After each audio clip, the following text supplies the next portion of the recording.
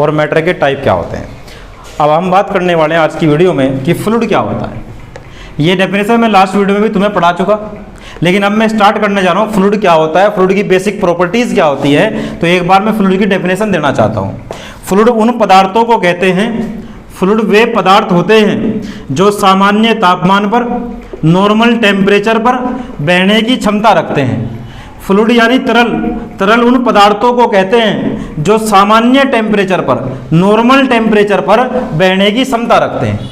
Fluid यानी तरल, तरल उन पदार्थों को कहते हैं, तरल उन पदार्थों को कहते हैं, उन पदार्थों को कहते हैं, तरल उन पदार्थों को कहते हैं जो सामान्य तापमान पर, जो सामान्य तापमान पर, तापमान नॉर्मल टेम्परेचर पर बहने की क्षमता रखते हैं, क्षमता रखते हैं। एग्जाम्पल के तौर पर कौन होते हैं? एग्जाम्पल के तौर पर गैसें होती हैं, वाष्प होती है, वाष्प, और हमारे लिक्विड होते हैं यानी द्रव होते हैं। ये सभी क्या हैं? ये फ्लूइड के एग्जाम्पल हैं।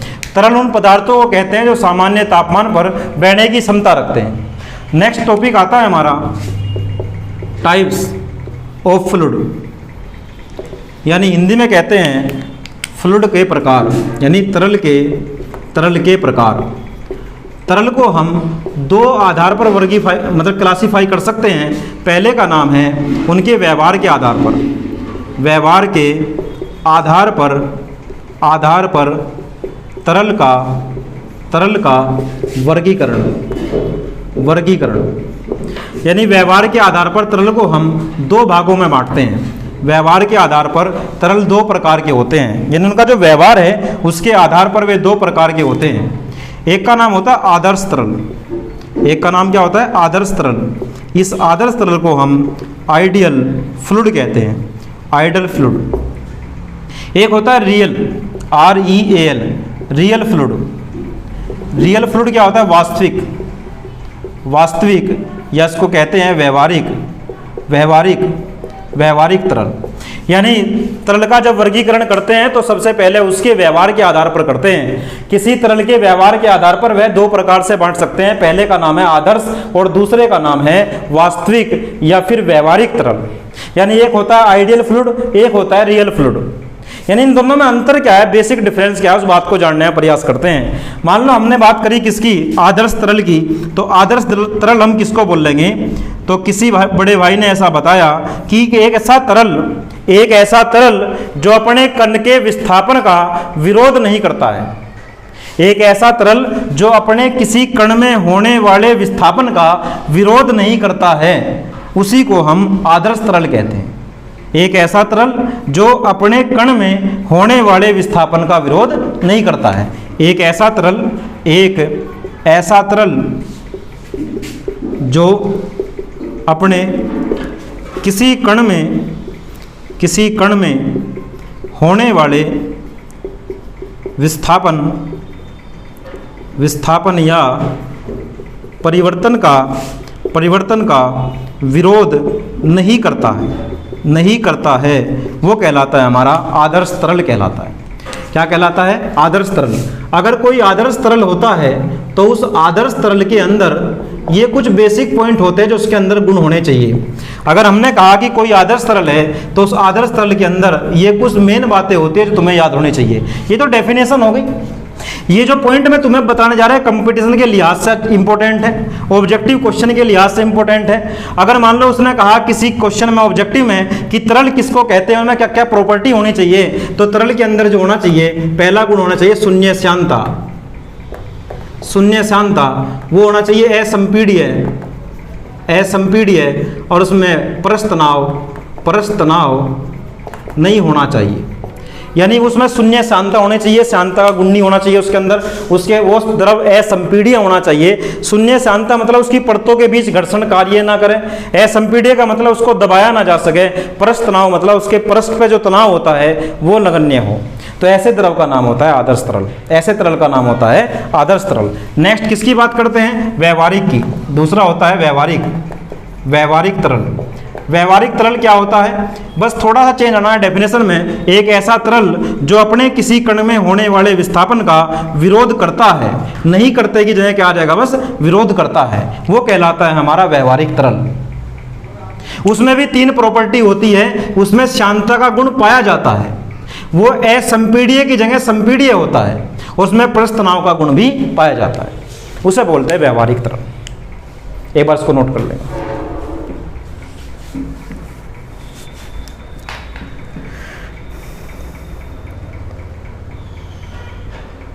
चलिए नेक्स्ट, दूसरी प्रकार से हम जो वर्गीकरण करते हैं इसका, वो करते हैं संपीड्यता के आधार पर।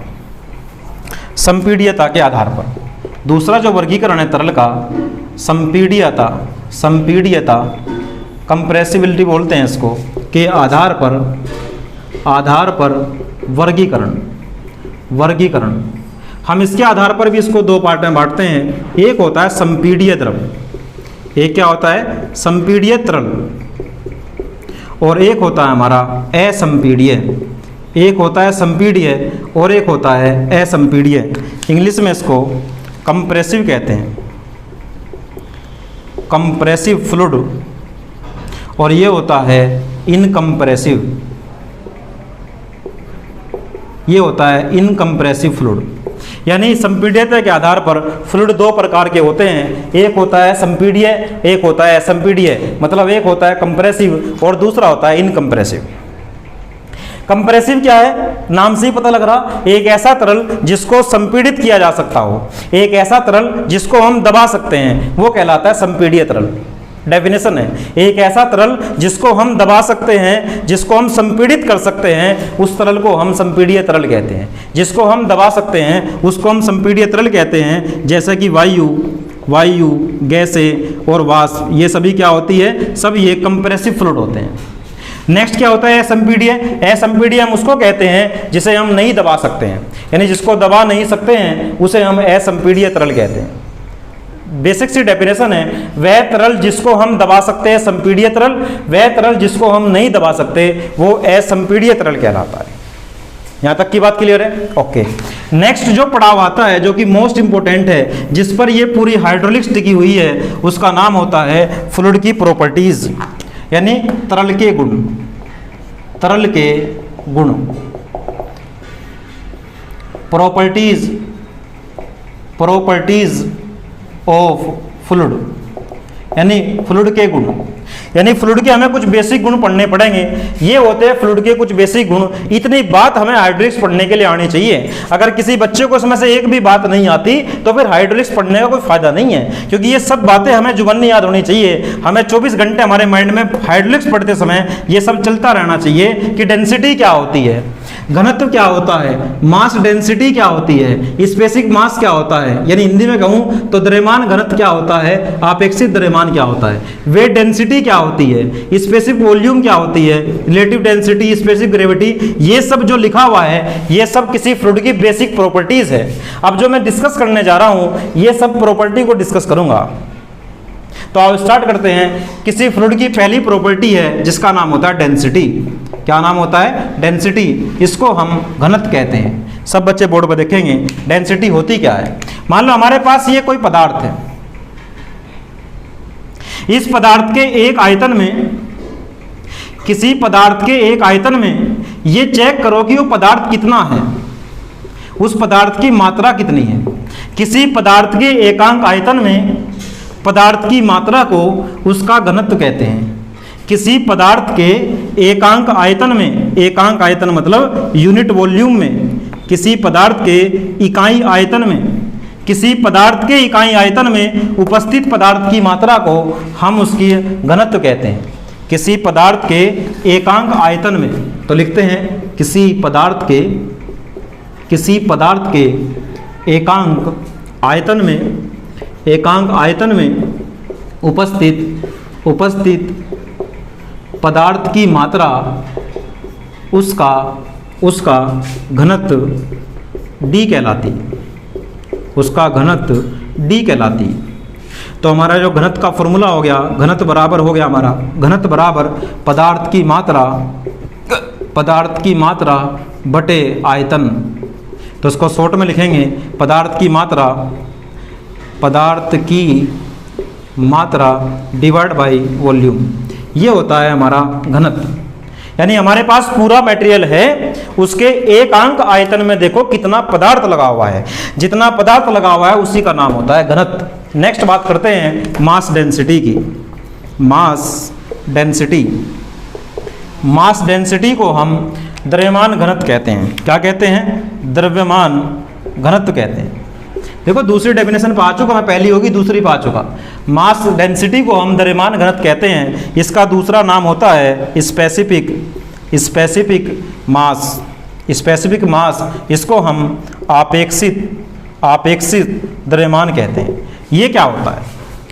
देखो यहाँ पर था केवल डेंसिटी और यहाँ पर है मास डेंसिटी। यहाँ पर केवल घनत्व था, यहाँ पर है द्रव्यमान घनत्व। तो डेफिनेशन में जहाँ तुमने कहा था पदार्थ की मात्रा, जहाँ तुमने क्या कहा था पदार्थ की मात्रा, वहाँ पे द्रव्यमान आ जाएगा। बस वहाँ पे क्या आ जाएगा? द्रव्यमान। यानी पूरे पदार्थ है हमारे पास, इसका कुछ ना कुछ द्रव्यमान होगा। इस पदार्थ के एकांक आयतन में देखो, किसी पदार्थ के एकांक आयतन में जो द्रव्यमान होता है, या किसी पदार्थ के एकांक आयतन के द्रव्यमान को, किसी पदार्थ के एकांक आयतन के द्रव्यमान को हम उसकी मास डेंसिटी कहते हैं। एकांक आयतन के द्रव्यमान को, एकांक आयतन में जो द्रव्यमान है, संपूर्ण द्रव्यमान नहीं, उसके एकांक आयतन में जो द्रव्यमान होता है उसे हम मास डेंसिटी कहते हैं। तो क्या कहा? किसी पदार्थ के एकांक आयतन में आयतन के द्रव्यमान को, एकांक आयतन के द्रव्यमान को उसका द्रव्यमान घनत्व रो कहते हैं। उसका द्रव्यमान घनत्व रो कहते हैं। बड़ा सिंपल सा है, बस वहाँ पे पदार्थ की मात्रा की जगह बस क्या आ गया? द्रव्यमान आ गया। तो फॉर्मूला कितना आ गया रो का? रो बराबर आ गया m/v। रो बराबर m/v। यहाँ से हम निकालते हैं मात्रक। पहला मात्रक निकाल लेंगे MKS या SI प्रणाली में। पहला मात्रक किस में होगा? MKS या SI प्रणाली में जो मात्रक होगा वो होगा रो का मात्रक बराबर होगा, m का मात्रक कितना होता है? किलोग्राम, और v का मात्रक कितना होता है? Metre cube. तो किलोग्राम प्रति मीटर क्यूब। दूसरा निकाल लेंगे हम CGS प्रणाली में मात्रक। तो रो का जो मात्रक आएगा, रो का मात्रक बराबर ग्राम प्रति सेंटीमीटर क्यूब। ग्राम प्रति सेंटीमीटर क्यूब। एक बार सब बच्चे इसको नोट करेंगे।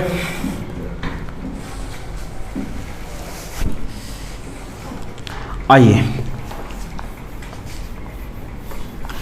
तरल की प्रॉपर्टी के बारे में बात चल रही है, इसके गुण क्या होते हैं। हम बात कर रहे हैं किसकी? मास डेंसिटी की। अभी मैं तुमको एक रिलेशन भी करके दिखाता हूं कि 1 किलोग्राम प्रति मीटर क्यूब में कितने ग्राम प्रति सेंटीमीटर क्यूब होंगे। ये जब हम न्यूमेरिकल करेंगे या कंपटीशन वगैरह में भी एक आधे नंबर में ऑब्जेक्टिव में क्वेश्चन आता है कि 1 किलोग्राम प्रति मीटर क्यूब किसके बराबर होता है। तो आओ सोल्व करते हैं। 1 की जगह 1, किलो की जगह 1000, ग्राम की जगह ग्राम, डिवाइड बाई मीटर को सेंटीमीटर बनाओ। 1 मीटर में कितने सेंटीमीटर होते हैं? 100 सेंटीमीटर की क्यूब। 10 की पावर 3 को 1000 को 10 की पावर 3 कहते हैं। ऊपर ग्राम बचा, 100 है, यहाँ पे 3 है, तो 10 की घात 6 सेंटीमीटर क्यूब। ये घातें ऊपर जाएगी तो 10 की घात 3 प्लस के हैं और माइनस की 6 ग्राम प्रति सेंटीमीटर क्यूब। तो ये आ गया हमारा 10 की घात -3 ग्राम प्रति सेंटीमीटर क्यूब। तो हम ये लिख सकते हैं 1 किलोग्राम प्रति मीटर क्यूब बराबर होता है इतना। और अगर इसका उल्टा लिखूं, इसको 3 को धर लिया हूं, तो ये 10 की घात 3 किलोग्राम प्रति मीटर क्यूब बराबर होगा 1 गुणा ग्राम प्रति सेंटीमीटर क्यूब। यानी कुछ लोग सोच रहे हैं पता नहीं कैसे करा, जब ये पावर यहाँ माइनस की है तो इधर आके प्लस की हो जाएगी, उल्टी होनी है। तो ये बराबर इसके होता है, ये बराबर इसके होता है। इस बात को याद रखना, नोट करेंगे सब बच्चे।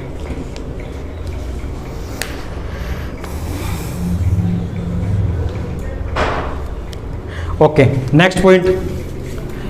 कंपटीशन के लिहाज से एक पॉइंट तुम्हें लिखवाने जा रहा हूं मैं। सब बच्चे इस बात को ध्यान में रखेंगे कि effect of temperature and pressure on density. यानी घनत्व पर ताप तथा दाब का प्रभाव, दाब का प्रभाव, घनत्व पर ताप तथा दाब का प्रभाव। एक बार सब बच्चे बोर्ड पर देखेंगे, हम इस बात को जानते हैं, हम जानते हैं, क्या जानते हैं कि जो घनत्व बराबर होता है वो m/v होता है। एक सेकंड के लिए मैं m को कितना मान लूँ, कांस्टेंट, कांस्टेंट मान लूँ। If m is constant, constant माने नियतांक, यदि m नियतांक है तो रो समानुपाती आएगा 1/v के, यानी रो वॉल्यूम का उल्टा होगा, घनत्व आयतन का उल्टा होगा। अगर आयतन को बढ़ाएंगे, आयतन को बढ़ाएंगे तो घनत्व घटेगा, और अगर आयतन को घटाएंगे तो घनत्व बढ़ेगा। क्लियरिटी आ गई। हम किसके साथ रिलेशन देखना चाहते हैं, टेम्परेचर और दाब के साथ, यानी प्रेशर और टेम्परेचर के साथ, ताप और दाब के साथ इसका क्या रिलेशन है, घनत्व किस प्रकार चेंज होगा। तो एक बार देखते हैं, हमारे पास ये प्रेशर है, हमारे पास प्रेशर है और ये हमारा टेम्परेचर है। हम बात करते हैं वॉल्यूम की और बात करेंगे रो की। सब बच्चे बोर्ड पे इस टेबल को देखने का प्रयास करेंगे। सब बच्चे बोर्ड पे देखेंगे कि किस तरह रो चेंज होगा।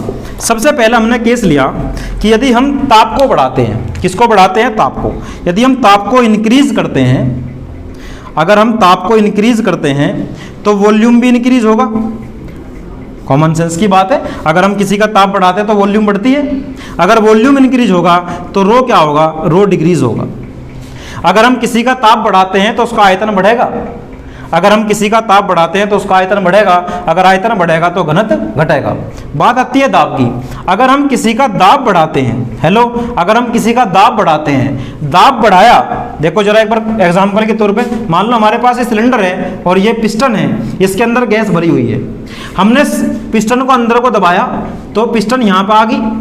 जब पिस्टन यहाँ से यहाँ आ गई तो अंदर का दाब बढ़ गया, अंदर का दाब बढ़ गया तो जगह कम होगी, और जगह का नाम ये आयतन है। अगर हम दाब को बढ़ाएंगे तो आयतन घटेगा, और अगर आयतन घटेगा तो फिर हमारा घनत्व बढ़ेगा। यानी टेम्परेचर के बढ़ाने से आयतन बढ़ता है, आयतन के बढ़ाने से घनत्व घटता है। यानी हम सीधा कहते हैं टेम्परेचर के बढ़ाने से घनत्व घटेगा और दाब के बढ़ाने से घनत्व बढ़ेगा। पॉइंट क्लियर है सब बच्चों को? कॉमन सेंस लगाओ, दाब बढ़ा तो वॉल्यूम कम हुआ। भाई दाब कब बढ़ेगा, जब पिस्टन अंदर आएगी, अंदर पिस्टन आ गई तो वॉल्यूम कम हो गया। अगर वॉल्यूम कम हो गया तो घनत्व बढ़ गया, क्योंकि ये फॉर्मूला कह रहा, अगर वॉल्यूम कम हुआ तो घनत्व बढ़ेगा। नीचे आ रहे हो, टेम्परेचर बढ़ा रहे, अरे टेम्परेचर बढ़ेगा तो आयतन तो अपना आप बढ़ेगा। गर्मियों में आदमी खुले होकर बैठते हैं, क्यों, क्योंकि आयतन बढ़ जाता है। सर्दियों में चिपक के बैठते हैं क्योंकि आयतन घट जाता है।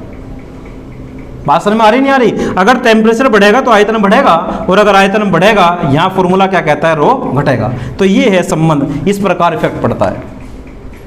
क्लियरिटी आ गई? ये इससे समझ जाओगे मैम? ओके। लेकिन जो हमारा वाटर है ना दोस्त, वाटर के केस में कुछ थोड़ा अलग है। ये तुम्हारे कंपटीशन एग्जाम के बेस के लिए बहुत मोस्ट इंपॉर्टेंट चीज़ है। अभी हमने एक बात सीखी, उसको लिखना चाहता हूं मैं। हमने क्या सीखा कि अगर वॉल्यूम बढ़ेगी तो रो घटेगा, अगर वॉल्यूम घटेगी तो रो बढ़ेगा। अगर आयतन बढ़ेगा तो रो घटेगा, अगर आयतन घटेगा तो रो बढ़ेगा। अगर मैं यहाँ से रिलेट करूँ इस बात को, अगर टेम्परेचर बढ़ेगा तो वॉल्यूम बढ़ेगी, अगर ताप बढ़ेगा तो आयतन बढ़ेगा तो रो घटेगा, अगर ताप घटेगा तो आयतन घटेगा और रो बढ़ेगा। अगर हम किसी का ताप बढ़ाते हैं, बोर्ड में फोकस रखो, अगर हम किसी का ताप बढ़ाते हैं, अगर हम किसी का ताप बढ़ाते हैं तो उसका आयतन बढ़ता है, आयतन बढ़ता है, और अगर आयतन बढ़ता है तो रो घटना चाहिए। अगर हम किसी का ताप बढ़ाते हैं, अगर हम किसी का ताप बढ़ाते हैं तो आयतन बढ़ना चाहिए, आयतन बढ़ना चाहिए तो रो घटना चाहिए। लेकिन जल के केस में, प्योर वाटर के केस में ये कंसेप्ट लागू नहीं होता। प्योर वाटर के केस में क्या होता है, फॉर प्योर वाटर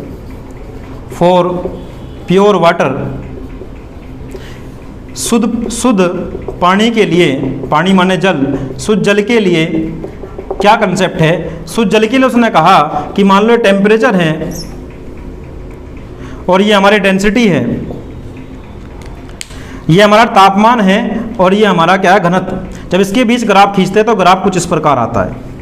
ग्राफ का इस प्रकार आना क्या बताता है कि जब हम टेम्परेचर को बढ़ावेंगे तो रो का मान बढ़ेगा, और एक कंडीशन ऐसी आएगी कि उस पर पहुंचने के बाद फिर रो का मान घटेगा। यानी ये यहाँ से चलो आगे बढ़ते हैं, टेम्परेचर बढ़ते हैं, ऊपर को चलते हैं तो रो, यहाँ था पहले रो, हम टेम्परेचर पर आगे बढ़े तो रो और बढ़ा, और यहाँ इस पॉइंट पर आकर, ये पॉइंट है 4 डिग्री सेल्सियस।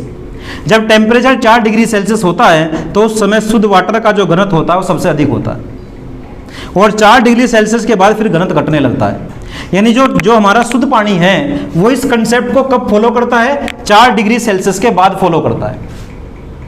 अगर देखो टेम्परेचर बढ़ाते हैं तो रो घटेगा, लेकिन यहां टेम्परेचर बढ़ा तो रो बढ़ा, उल्टा हुआ कि नहीं हुआ। लेकिन इसका की कहानी सुनो, अगर हम टेम्परेचर बढ़ाते हैं तो रो घटता जा रहा, नीचे को आने का मतलब रो घट रहा कि नहीं घट रहा। यानी जो शुद्ध पानी है, जो प्योर वाटर है, वो इस कंसेप्ट को फुलफिल करता है कब, 4 डिग्री सेल्सियस के बाद। अगर उन्हें किसी ऑब्जेक्टिव में पूछा कि 0 से 4 डिग्री सेल्सियस ताप बढ़ाने पर जल का घनत्व घटेगा या बढ़ेगा, तो देखो ताप बढ़ाने पर तो घटता है, लेकिन पानी के केस में 0 से 4 की स्थिति में यहाँ घनत्व बढ़ेगा, यहाँ घनत्व क्या होगा, बढ़ेगा। लेकिन अगर क्वेश्चन ये होता कि 4 से ऊपर यानी 5 ले लो, 5 डिग्री सेल्सियस से 15 डिग्री सेल्सियस करने के दौरान घनत्व पर क्या प्रभाव पड़ेगा, तो अब की बार घनत्व ओब्वियसली घटेगा, क्योंकि जब हम टेम्परेचर बढ़ाते हैं तो घनत्व घटता है। बताओ मैटर क्लियर है कि नहीं है।